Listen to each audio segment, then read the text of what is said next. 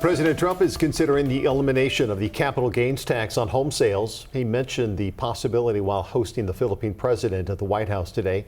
President Trump told reporters he is considering the tax policy change in hopes of boosting lagging home sales.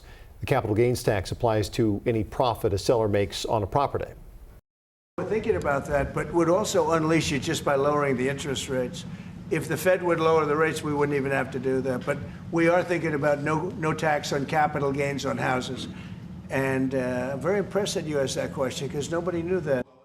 President Trump and Treasury Secretary Scott Bessent have criticized Federal Reserve Chair Jerome Powell for not cutting interest rates. Meanwhile, President Donald Trump's tariffs could have an unintended side effect, making home ownership even less affordable for many Americans. A new report from the Canadian Chamber of Commerce estimates that if tariffs on Canadian imports remain in place, the average cost of building a home in the U.S. could rise by an additional $14,000 in the next 2 years.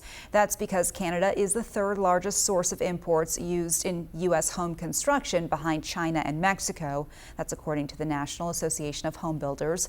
In a statement, the White House pushed back on the assertion that tariffs would increase costs for Americans, saying the cost of tariffs will instead fall on exporters.